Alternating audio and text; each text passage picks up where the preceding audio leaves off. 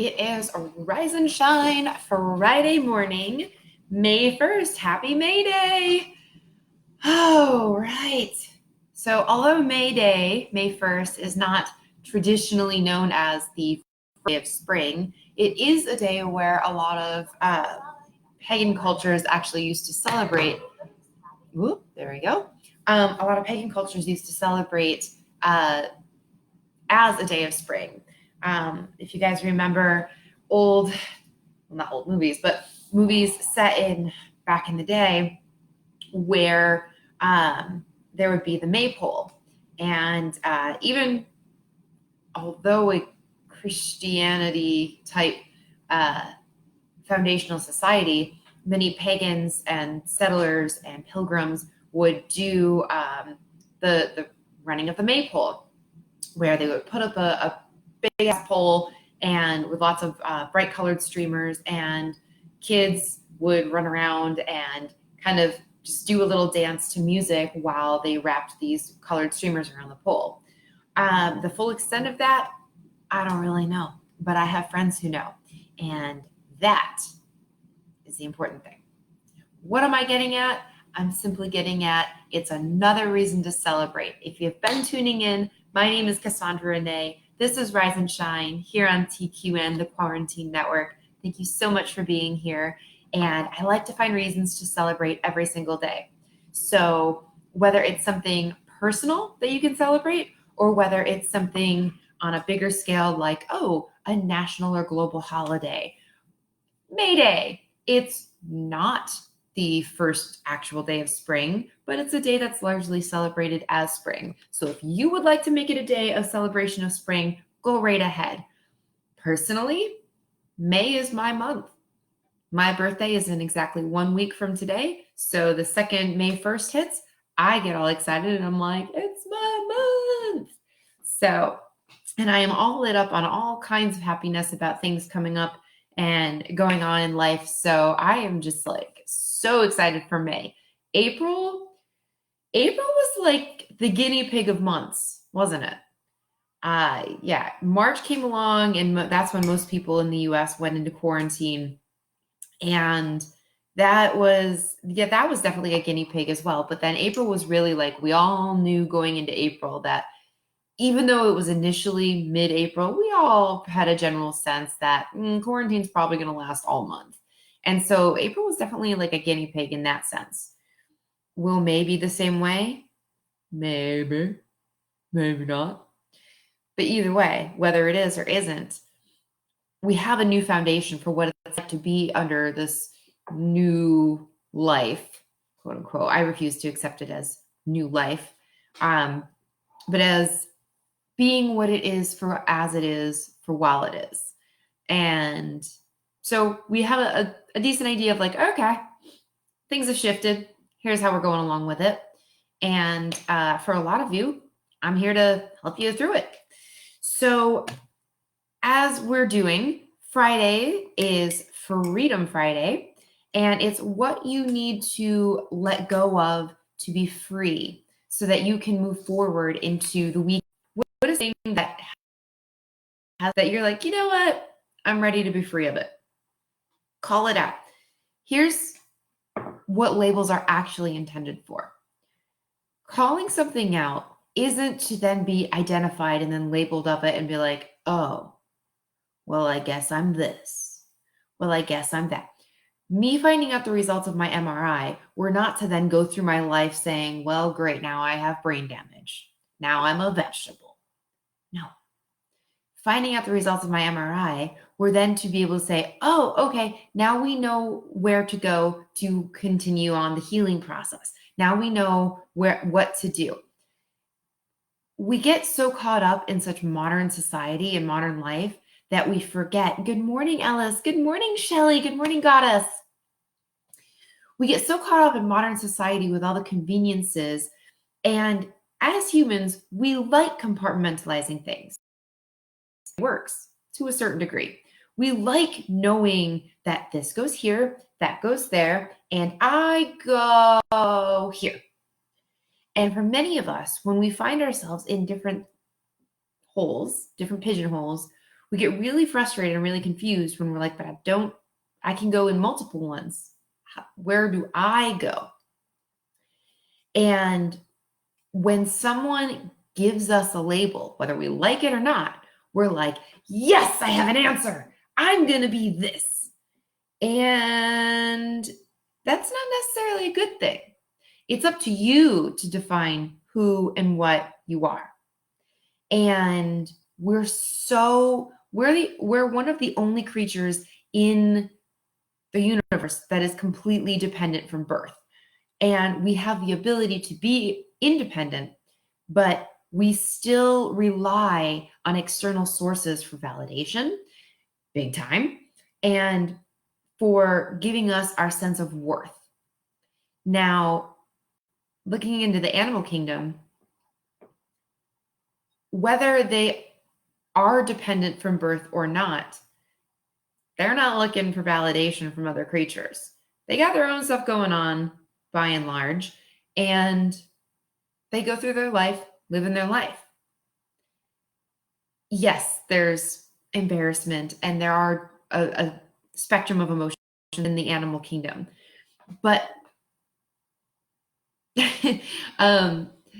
but by and large, they don't need validation. They don't need to say, I'm labeled as this, I'm labeled as that. And I'll answer your question in a second, Tony. And we seek out these labels to give us a category, to give us, okay, so now I can go along and belong in this section. And now I can build my life around this. And we forget that labels developed as a means for us to understand things. Looking at polytheism, okay? Polytheism developed before monotheism. And it was a way to explain the inexplicable. So if you look at, I base a lot of what I do, and for those of you who don't know me, I have run the gamut in spiritualism. So I am spiritual, but I'm not religious. I didn't grow up religious. In fact, I went on the whole roller coaster ride and ended up agnostic and even atheist for a period of time. So I come at you with a well-rounded sense of views from where I'm coming from what I've looked into. Good morning, everybody. And so I say this from my own space. And whenever I talk, I embrace all categories. So whatever fits you, God, goddess, goddesses, universe, spirit, source, whatever works for you, plug it in there. But I draw a lot of what I believe in from Native American sources. And they just created gods and goddesses and spirits to explain naturally occurring phenomena that they couldn't otherwise explain. So they created these labels, the lightning god, the god of thunder. And you look at other polytheistic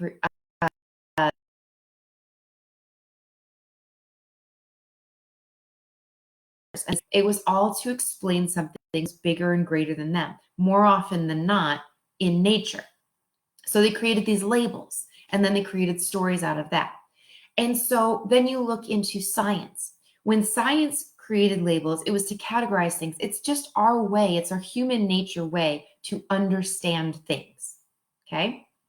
So we forget, now having billions of categories for billions of different subjects, we forget that that's all labels are. You know, and I've said this multiple times. A rose by any other name would smell as sweet. Shakespeare.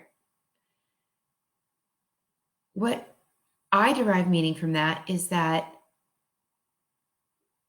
rose has the word rose as its label. But would it still smell the same if it was called chrysanthemum or plate? It's what you subscribe to it.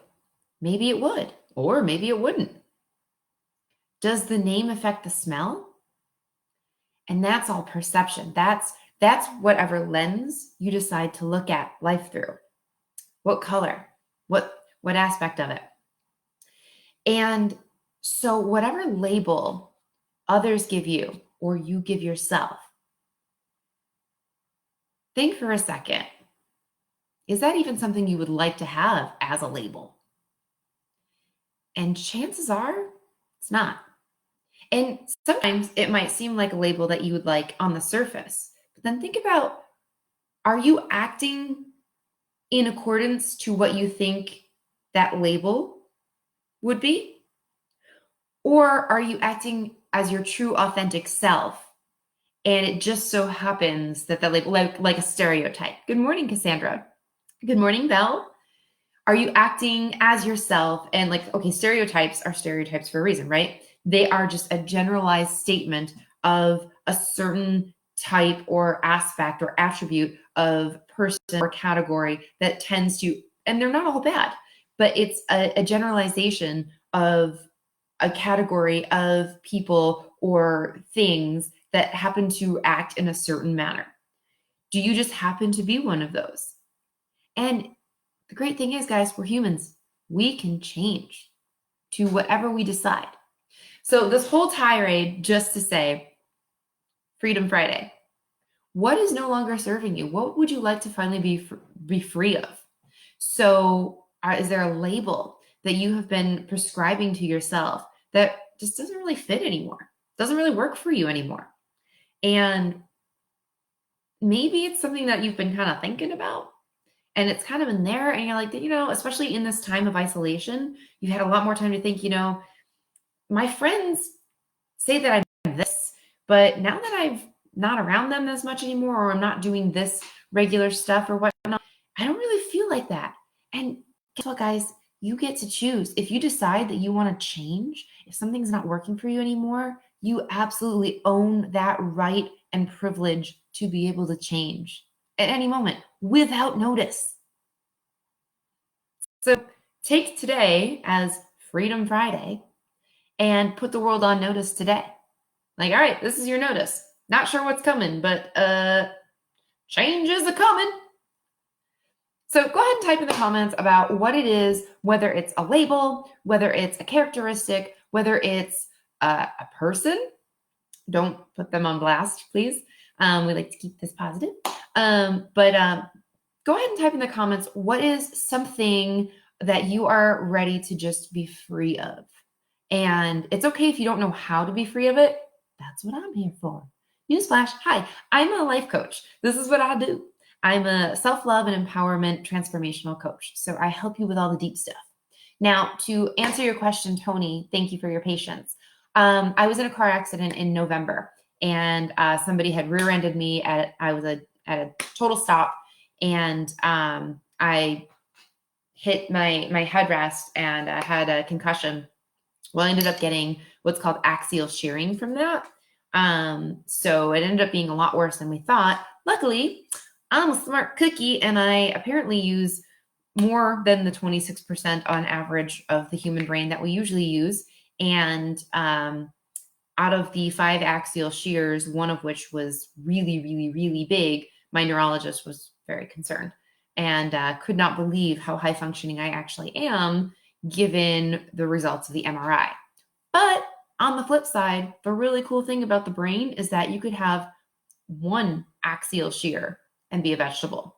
Or you could be like me and have 5, one of them being gigantic, aka having lost millions and millions and millions and millions of brain cells, and still be like, on it. So occasionally, I basically how that shows up for me is I might have a lot more blonde moments. Concentration gets a little bit more difficult for me. I get a little frustrated when I'm having to read something a couple of times. But cool thing is I've got a really good support structure, and I have been doing a lot more jigsaw puzzles, crosswords, been really honing in, good morning, Richie, with my support system with my friends, and doing a lot more reading. And it's just like a muscle. The cool thing about the brain is you just reroute it. You just find other ways. And so that's what I've been doing. So I am not worried about it whatsoever. Was it a scary blow to the confidence and news? Yes, it was. But here's the thing. I got the results of the MRI about 5.5 months after the accident. I have to keep reminding myself, girl, You were functioning pretty damn fine before you got the news. So, again, a rose by any other name would smell as sweet. I could have taken that news and been like, victim, now I have brain damage. Oh no, there goes life as I know it. Now I suck. But I didn't. And that is how you hear all these triumphant stories of people overcoming the most crazy things. How paraplegics have won these races and climbed mountains and all this other stuff, because it really, really is mind over matter, especially when your mind has been affected. You can still find ways to overcome it. So that is the beauty and the gift and the blessing of being human. We are the higher evolved species for a reason. Let's use it. We're only using about 26% of our brain as it is. That means we've got plenty of room to play and adapt and grow. Cool? So speaking of growing, go ahead and type in your comments what it is you're looking to be free of. I'll know I'm putting you on blast. I'm out here being vulnerable for you. Let me help you. And while you are typing that in the comments, let's get back into gratitude. I started yesterday talking about the science of gratitude, and we are going to get back into that. But first, let's have a quote, shall we? No, but first, let's drink some tea.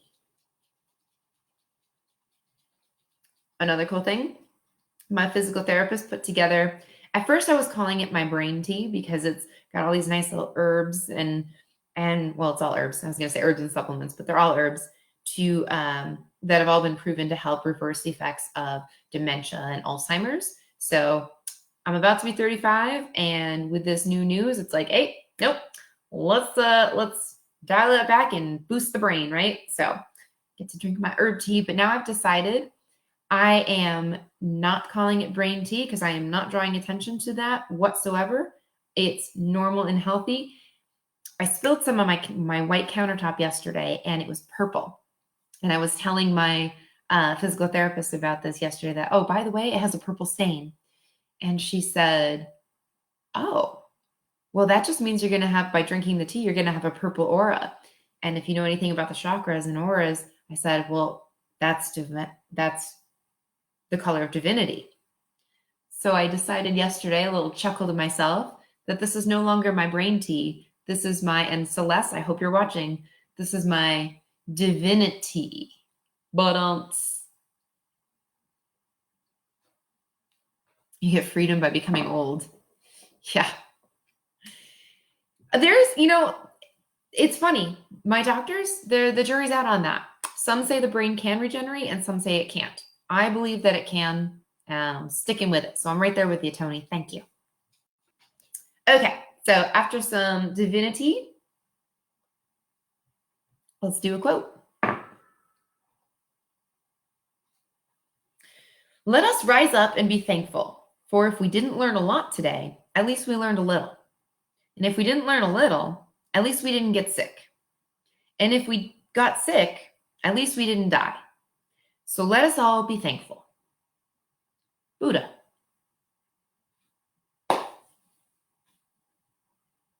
If you're here, you didn't die. I don't remember what that movie was, and maybe you guys can chime in and help me. But it was a quote running around for a long time. Yes, but did you die?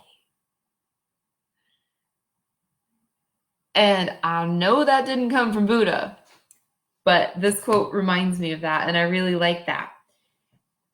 Adding some humor to the wise Buddha. Why not? Why not be grateful? Why not be thankful? You're not gaining anything by being miserable, or are you? If you find happiness in your misery, ask yourself, what are you gaining by being miserable? Are people rushing to your aid to be sympathetic to you? Maybe, but probably not for long. That does not last. So let us rise up. First off, rise up. Raising those vibrations, raising that frequency, law of attraction, quorum sensing, bringing it all in. Hell yeah. There's always something to be thankful for, whether it's I got another day, whether it's something that's coming up that I'm excited for, finding something to be excited for. Like I said, finding something to celebrate every day, learning something. And even if you didn't learn a lot, maybe you learned a little. And if you didn't learn a little, well, at least you didn't get sick. You got your health, right? Oh, you got sick. Oh, well, at least you didn't die. Scaling it back. And I talked yesterday about how, sometimes I've been there. I've been waking up going, shit, still here. I've been there. I've been in those dark places. So I know what it's like to wake up and have to start gratitude with that, with the bare minimum of being like, I guess I'm glad that I've got another shot at getting it right. I got another shot at making it better. So wherever you are, start where you're at. And own where you're at. It's okay if you're 42 and you're back at chapter 1 again. That's fine. It's okay if you're 18 and you're on chapter 36. Congratulations.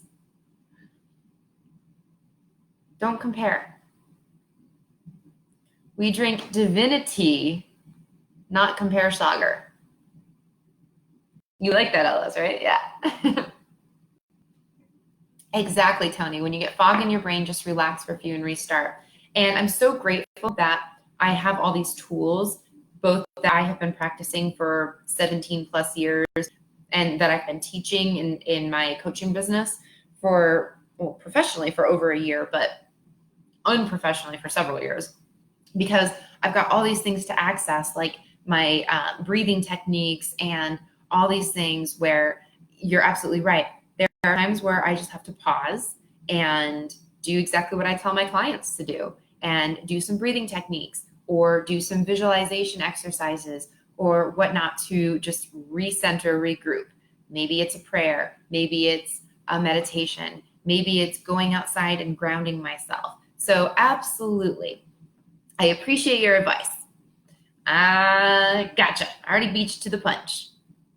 Some people can run in life and others take baby steps. Bottom line, take forward.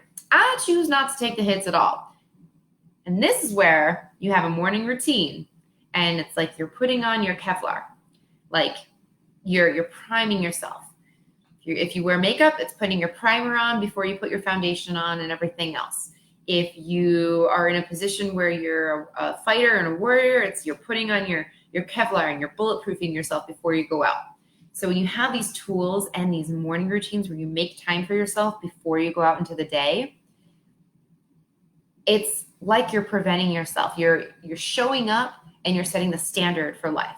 Now, yes, life happens for you, not to you. Life happens. And it's not about taking hits and moving forward. In my perspective, it's about setting the standard for what's happening and moving with it, flowing with life. All right, back to gratitude. So,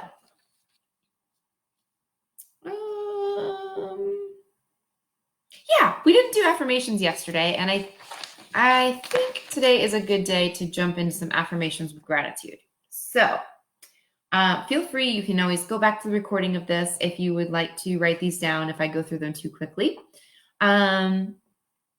With all of my clients, I give them some affirmations, especially if you do my 90-day package.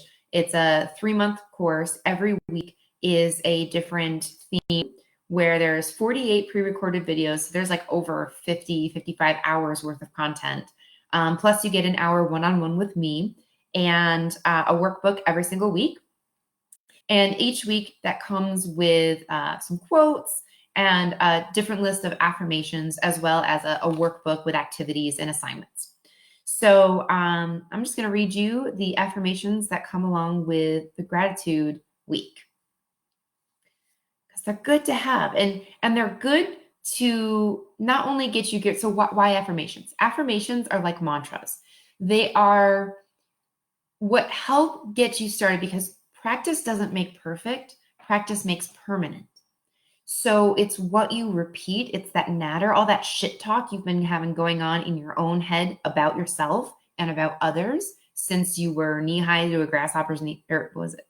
Yeah, knee high to a grasshopper knee, something like that. Anyway, when you were little. And we've just been having this go on and on and on. Well, no wonder we've got a lot of reverse programming to do. So when you start using affirmations, yeah, they're really awkward and uncomfortable at first. And if I sense that you're someone that's like, what about affirmations? Guess what? You're someone I'm going to make do it in front of a mirror. Ha! Yeah. Good morning, Susie. Because it's extra awkward, it's extra difficult. And that is where you break through the barriers. Like Dr. Seuss says, if you want to get eggs you can't buy in a store, perhaps you have to do something you haven't done before. To break out of that homeostasis, to break out of that comfort zone, that bubble, you're going to have to keep pushing and pushing the boundaries. Good morning, Stephen. So affirmations are one of those steps to put into practice. And on average, it takes about 66 days for something to become a habit. And that's average. For some people, it takes a lot more time than that. So to change programming in the brain, we're talking about habits, like physically doing things. Changing neurological pathways, everybody's different, but that can take a hell of a lot longer. Affirmations, guys, affirmations and gratitude, that's like cutting through butter with a hot knife. Like, just makes it easier. So that's why we do affirmations. So affirmations about gratitude, you mean thinking about gratitude? You mean practicing gratitude, appreciating things to see them grow and appreciate more, and affirming that we're going to do things in relation to gratitude? What? Yes, we're doing it. So I am grateful, so deeply grateful with all of my heart for everything that appears in my reality. That has been a staple in my life for years. I am so grateful for the way abundance flows into my life. I am grateful that I am coming to love and appreciate myself. I am grateful for my connection to Source. I am grateful for another day to achieve my dreams. I am grateful for all that I am and all that I am becoming. I am grateful for my dedication to myself. Yeah. And please continue. And I encourage you to type in the comments what you're grateful for. I want to know. Your neighbors want to know. Your quarantine brothers and sisters want to know, because guess what? What you appreciate appreciates. And when you put it out there, also show of hands, type in the comments, who posted on, because no one tagged me, who posted yesterday that you posted something that you were grateful for. It was Thankful Thursday. You don't have to wait until Thursdays to do it. But I'm curious, who posted something that you were thankful for?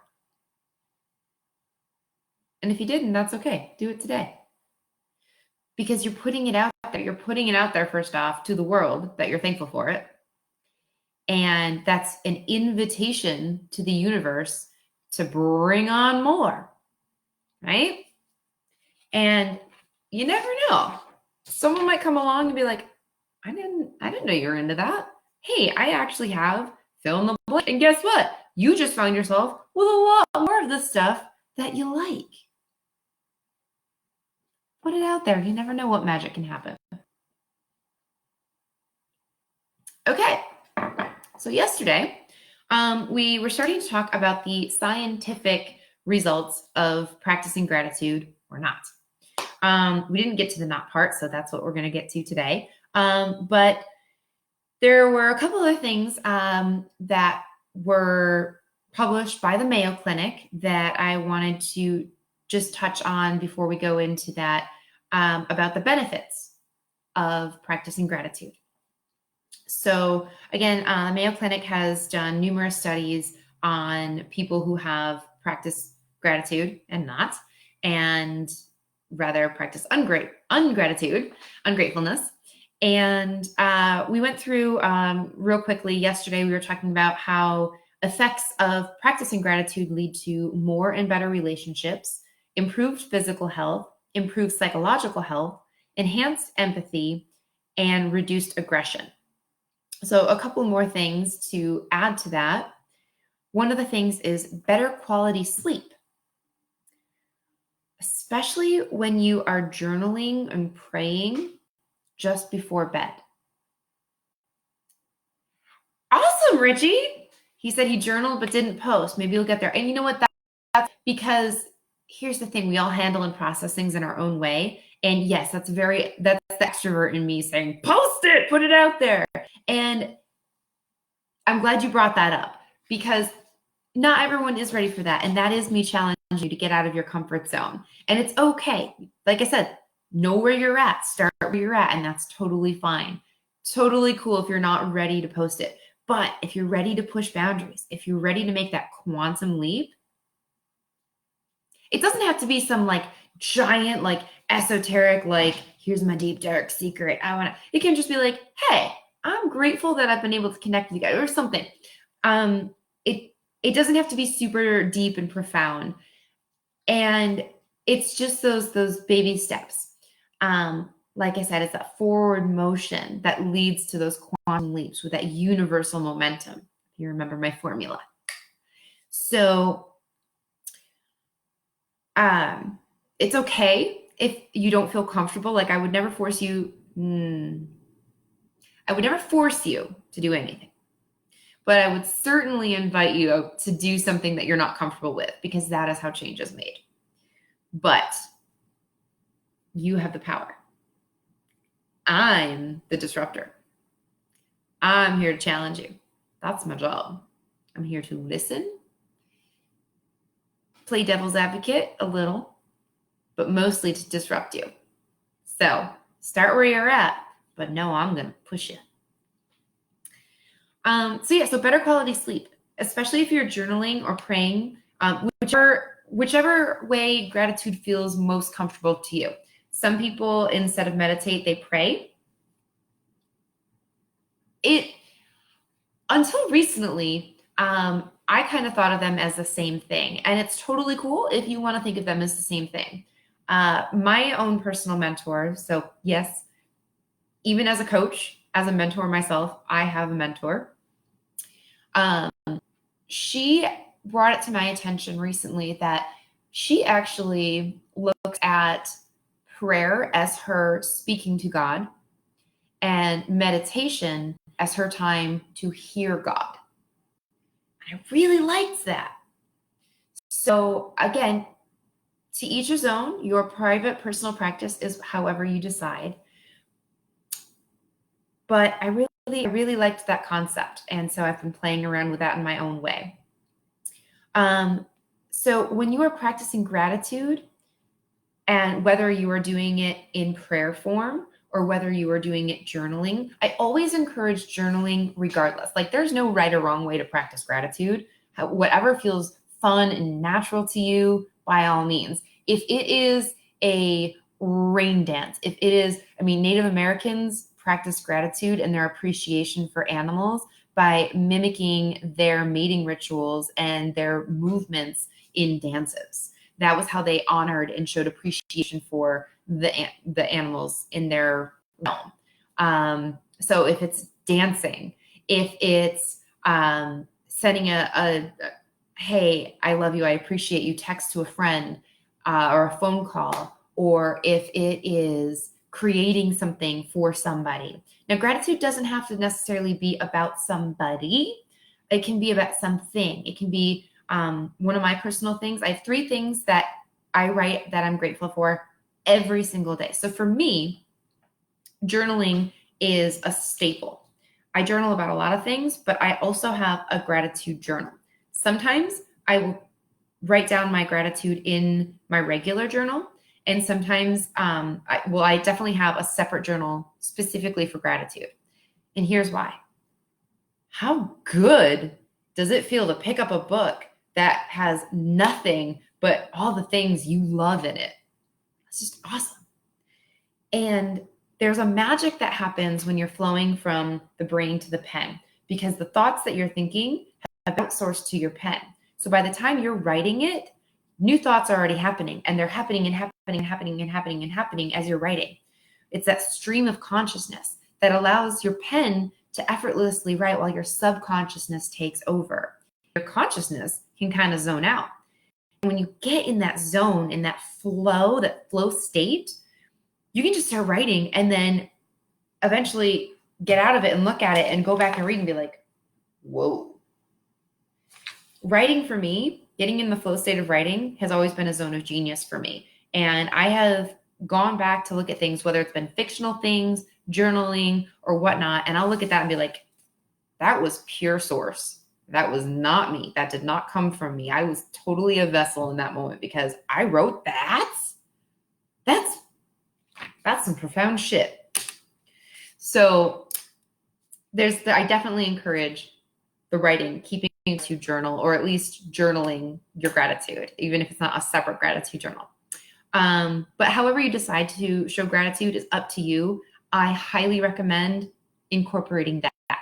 And if you do this just before bed, you are programming your brain, conscious and subconscious, of happy thoughts. And you're getting yourself amped up for sweet dreams.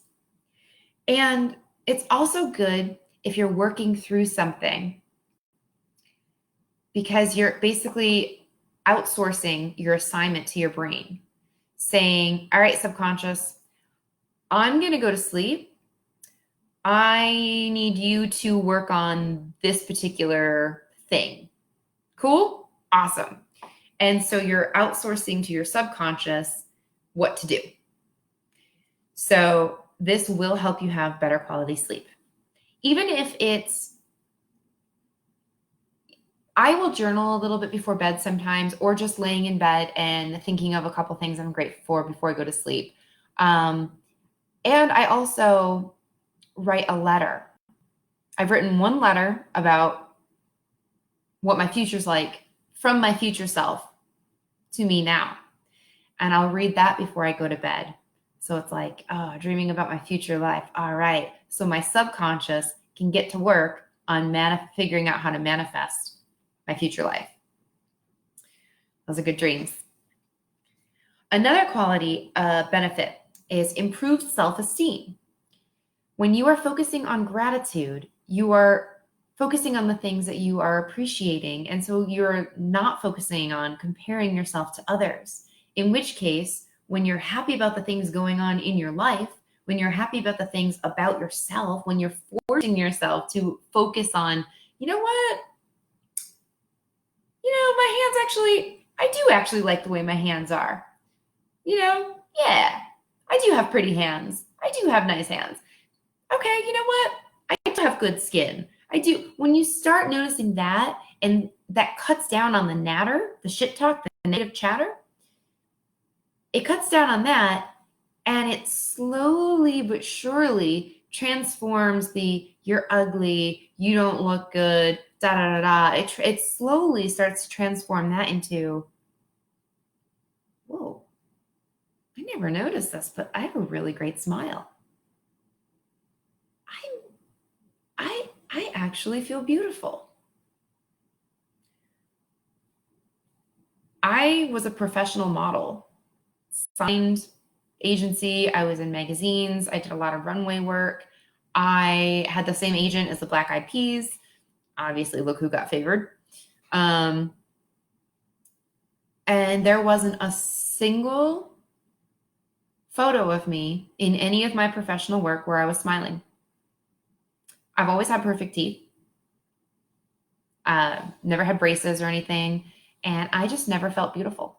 I knew I was attractive. I knew that I was pretty. I knew I had all the qualities, but I never felt beautiful. And people complimented me. I mean, I obviously like, okay, I'm a sign model. I get paid for the way I look. I've got something going on. I get it, but I didn't feel it. And it took me 32, 33 years and a really shitty haircut to finally find my smile and actually like it and finally start to see myself as beautiful and appreciate me for me. Despite all the years of personal development, despite all the outward validation, and yeah, it took like 31, 32 years for me to, and a shitty haircut that I couldn't hide behind my hair, that my hair was here. And I couldn't hide it. You had to see my smile. And until I finally felt it. And even then, until my hair grew out and I returned back to my natural hair color, it took me, now we're pushing on 34 years, to finally feel beautiful in my own natural me, as me, in my own womanhood. And that happens when you cut off the compare schlager, when you stop comparing yourself to others. And I gotta tell you, I stopped comparing myself to others a long time ago. That whole law of averages, guys, some are better at it than others. Some are faster at it than others. Even the ones that teach it don't necessarily pick up on it or genuinely feel it right away. And thank you. I appreciate that, Ellis. And I received that. I finally received that. I was the only one to deflect. Oh, you have a compliment for me? That's nice. Yeah, no. And so all that's not to just, be talking about me, but to give an example. So when you are practicing gratitude, I was not practicing gratitude. I was happy and I was grateful, but I was not practicing it. And that's the difference. You can be happy and grateful about something, but if you're not practicing it, it's the act of practicing gratitude. That's that forward motion. It's that showing, for all of us out there who love, whether we are conscious of it or not, love having to prove our worth. Guess what? This is a healthy way of proving your worth. It's saying, hey, universe, I'm proving I'm worthy of my dreams. See, I'm practicing gratitude. If we're going to do these unhealthy habits, let's turn them into a healthy habit, okay? So that's another benefit, as studied per the Mayo Clinic, improves self-esteem. Because when you're focusing on gratitude for whatever it is, especially when you're focusing on inner gratitude, you're no longer comparing. You're no longer comparing yourself to others because you're being grateful about what's going on here, not with somebody else. And finally, improve mental strength. It fosters resilience because you're so focused on, I got this going on, I'm grateful for this, I'm grateful for that. Oh, that happened. That's okay because I'm grateful for this. I'm grateful for that. I've got this. Oh, shit, this happened. That's all right because I still have this. So gratitude, man. It's that thing. It's that is, man, gratitude and connection with source, man. That's your, like, if you could make bulletproofness into like a lotion, that's it, man. So, effects of not being grateful, of being an ingrate. Science has proved this. What do you think? I'm gonna turn this into interactive real quick. I know we only have a few more minutes, but off the top of your head, what do you think the effects are? If these are all the benefits of practicing gratitude, what do you think some of the effects are of being an ingrate? And I'm pretty sure every single one of us watching probably experienced a couple of these. actually bailed as the maid of honor on somebody's wedding because of her extreme amount of ungratefulness in the face of her bachelorette party that I had planned for her. And we're not talking about like not saying thank you. We're talking full on tantrum, threw her ass on the floor. Threw her ass on the floor herself in Mandalay Bay. Threw a few tantrums and cost all her guests who flew from out of state lots of money, forfeited because she just decided she didn't do things because she was mad, because things were loud, and by the way, she okayed everything. Depression, anxiety, yep. High blood pressure, yep.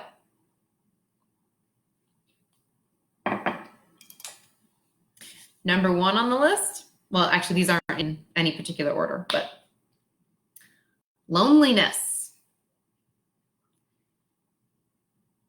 People around you don't feel appreciated, and so withdraw from your life or your wedding. Be nice. Yeah. I mean, we're talking not even just being grateful, but being ungrateful, unappreciative.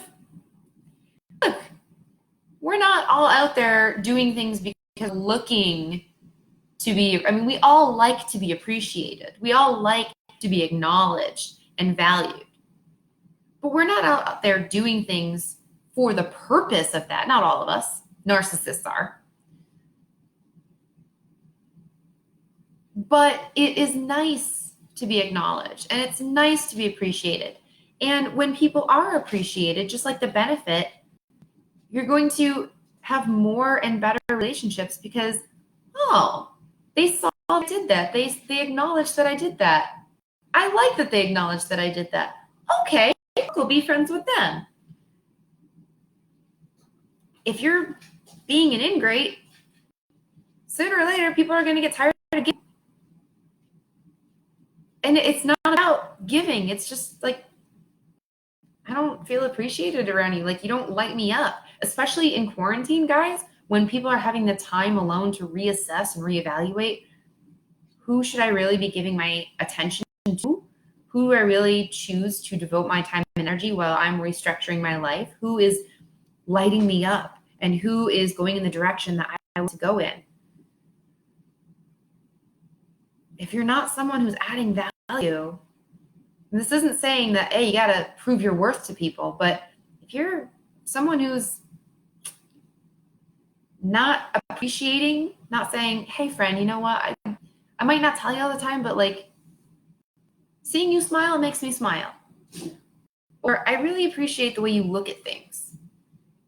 That's why we're friends with people, because we like certain things about them. And there's this song, it gets me every time, between Carrie Underwood and Brad Paisley. And I don't remember exactly what it's called, but it's basically they say, if you love me, tell me, don't assume I know. So off the top of my head, I can't think of exactly what it is, but I highly encourage you to go and YouTube it, go check it out and listen to the song, because it's beautiful and it's a reminder that we all need those reminders from time to time, whether it's in a romantic relationship or a friendship. It's good to be reminded of, hey, I'm not taking you for granted. Apparently the dogs needed to remind each other that they like to play. So loneliness, it's, people will start disappearing out of your life. They just don't want to be around people who don't appreciate them. One more before we wrap up. So to be continued. Entitlement. Not recognizing the added value of others and instead thinking that they do things for you because of your importance. So being ungrateful. Perfect example in this Bridezilla case, she felt entitled. And to a certain degree, and I struggled with this. I was like, yeah, okay, it's her wedding. She is the focus of attention. It's not about me, and I'm not making it about me. And I had to keep questioning myself as things were leading up to it and everything. And she said something that really pissed me off. We were talking about going to Hell's Kitchen for dinner. And we were looking at the menu because everyone was on different budgets, and we were looking to find a place that would fit everything because we had like pool parties, like a journey of pool parties and all these things planned out. And we were trying to consider everything in everyone's budget, especially because everybody else except for myself and one other person were flying from another state. Everyone else was married with kids, so they also had to handle other accommodations. And mind you, the bachelor party was like the bachelorette was 6 months before the actual wedding. So they were going to have to fly out another time for the wedding. So we're working through, being sensitive to everything. And she straight up said, I want the seafood tower, whatever it was. Had she just said that, cool. Obviously, we're not going to have you pay for anything. We're all going to chip in and make sure, we're going to pay for our own stuff, but then we're going to make sure that we take care of you. But she said this after. Because it's the most expensive thing on the menu and it's my day, so I want to be treated like a queen.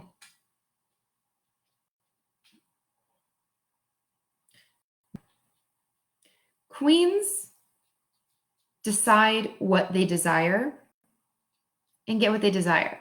And they desire it because they desire it. She had this sense of entitlement because it was a day that's all about her, so that since she knew that she wasn't paying, she was going to order the most expensive things all day long. Girl, none of us are rich. We have budgets too. We will gladly get you what you want because it's your day. But if you are just doing this to take advantage of us because you feel entitled, that's a whole different story. And now that puts a bad taste in my mouth, and I'm less inclined to want to make you happy. If you just said, like, you know what, I love food, and they have the seafood platter that looks really awesome, even if it's just freaking lying about it. So on one hand, everything happens for you, not to you, right? So I'm grateful that she revealed her true colors and made it very easy for us to see going through the line of, you know what? Thank you for telling me exactly why you wanted that, because I get it now. So that entitlement, she wasn't recognizing and appreciating, hey, people are taking time out of their lives for me. They are spending money that some of them don't even have. They're taking out money. Like some of them actually, and we had a group chat going with her included. And they even opened up and said they were opening up credit cards to be able to come out to Vegas for this trip. It wasn't that she was naive to all of this. She knew. She was feeling entitled, being ungrateful. And I guess, to be continued for the rest of the story, because there's more to it and it got worse. So between the Mayo Clinic and my Godzilla story, stay tuned. Thank you guys so much for being here. And if you have any other questions about gratitude or letting go of things that are not serving you or anything else, I am so happy to be here and hold space for you and answer those questions. Send me a message and I'm happy to schedule a clarity call with you to give you some actionable takeaways that you can use right then and there to go ahead and overcome these challenges and shed these things that you're just ready to be rid of and answer your questions. As always, guys, cough in your elbows, wash your hands, and stay the home. Love you guys. Have a great weekend. Monday morning. Rise and shine.